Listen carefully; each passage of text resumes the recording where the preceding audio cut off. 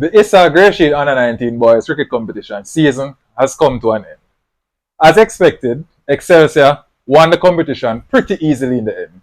They defeated St. Jago High School inside 2 days in the finals a few days ago. We went ahead and selected our team for the tournament. It's filled with players that made significant contributions or dragged their team towards significant performances throughout the season. You want to go ahead and give us a team? And definitely. The team for the tournament, team of the tournament, it is headed by Kevandre Virgo as opener, leading run scorer in the tournament, 718 runs. Jamaica under 19 and under 17 representative last year. The captain of Kingston College, he opens the batting for us in this team. And he is joined by David Duar, who finished second in the runs in the competition, 512 runs, two centuries, two half centuries in the final. Elegant player, exciting player, like seeing him play, and he is the second opener in this team. You have a dark horse at number 3? At number 3 is Lindale Anderson. He is St. Jago's captain. He scored 4 half centuries throughout the season. He scored the most runs for St. Jago, the finalists, and he finished fifth in runs in the competition with 381 runs. At number 4, DeMarcus Scott. Exciting young player, talented. He had a very good season for Excelsior. He scored 318 runs and he also took 42 wickets. The captain for Excelsior throughout the season and in the final must pick in this team. At number 5, Josiah Neal, Coleslaw. Slaw boss. You get in, my friend. He scored 357 runs, including a century, a couple half centuries as well, a healthy average, and he had a good season for Campion, who made it to the second round in this competition. He also picked up the 5 wicket haul that he spoke about in our interview. A bit expensive, but he got it nonetheless. At 6 is Dante Clark. For me, probably one of the most exciting players in the competition this season. He is somebody that played youth cricket last year.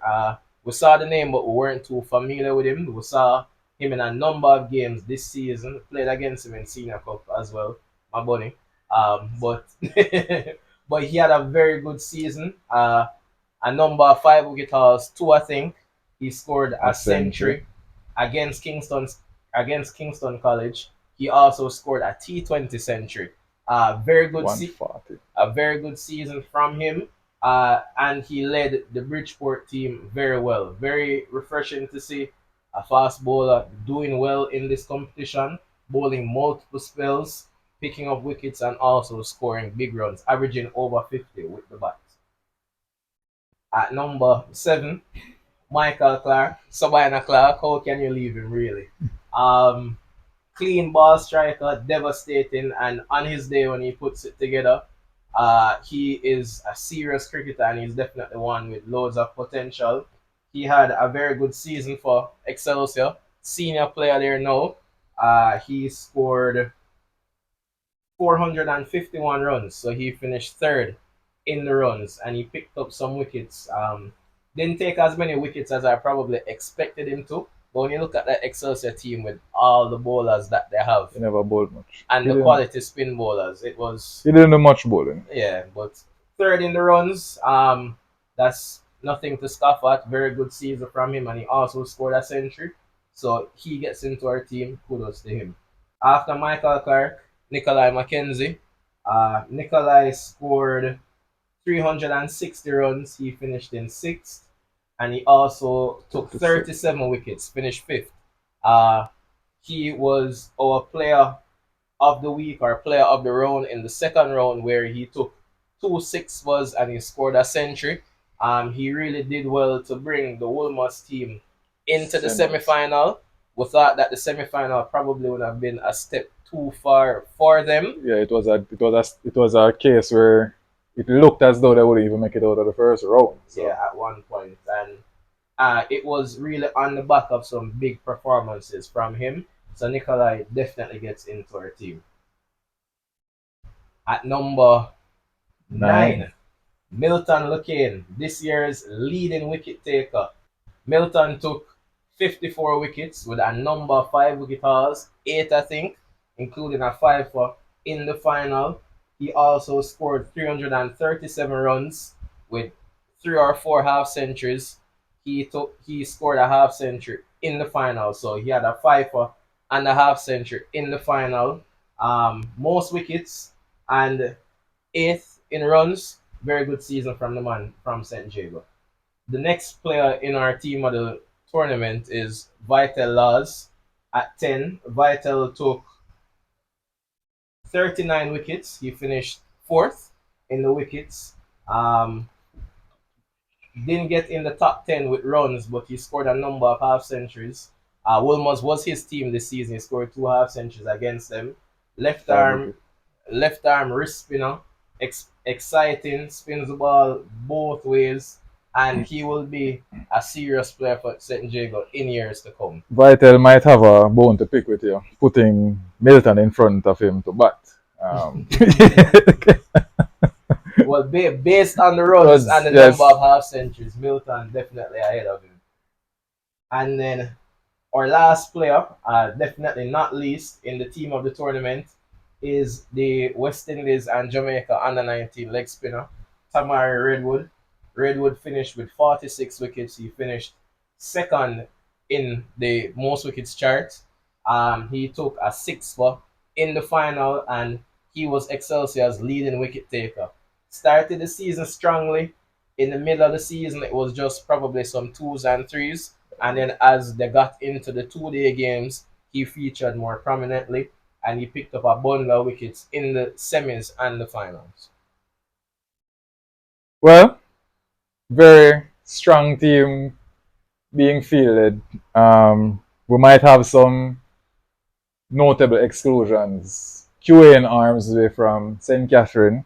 He was up until the semi-finals, the leading wicket taker in the tournament, Joint leading. joint leading with Milton, and he ended on 37 wickets. So, give him 2 more games to play at the rate that he was going, he would have probably stayed ahead of the pack. He is one that no one really knew about him up until this season. And seeing him bowl, he is very accurate. And he varies his pace quite well, and he uses the angles on the crease quite well. So, one for the future is just you just have to hope these guys stay with the game long enough to develop into professional level or professional quality players. You have any other exclusions? Giovanni Gray? Yeah, Giovanni definitely. Giovanni took 3 or 4 or 5 wicket hauls, scored a couple of half centuries. He managed to take 30 wickets in the first round. St. George's didn't advance past the first round, but he took 30 wickets in the group stage. That was very commendable from Giovanni. And I think Jameer Daly as well. From Excelsior. from Opener. Excelsior. He got a half century in the semis against Wolmer's. Yeah, century. Yeah, sorry, a century. Yeah, he scored a century. They had an opening partnership of more than 180 in that game. He is somebody who Coach Bailey spoke about when we spoke to them at the start of the season as a player to look out for. And I think he really announced himself to the local cricketing scene in this season for Excelsior.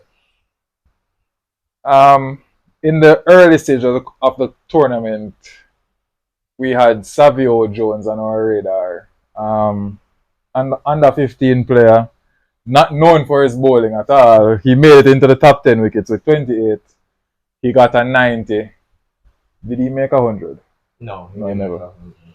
So he was quite impressive, but never kicked on towards the end of the tournament as Jamaica College went into the second round. Anyone else? No, I think that's it. That's it based on who I've seen. I think Andrew Lloyd had a decent tournament for JC as well. He finished with 25 wickets, scored a couple of half centuries as well. Took a 6 for in the second round against St. Catherine. That was in a game, not the last though, but he had a decent tournament and he is with the national under 15 team now in Antigua.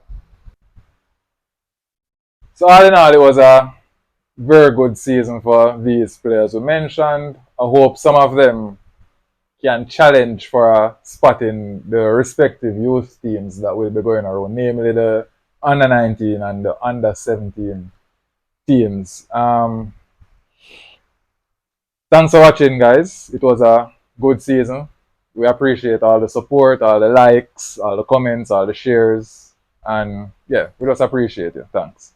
Thank you very much, guys. Keep watching and stay tuned for what we have in store next.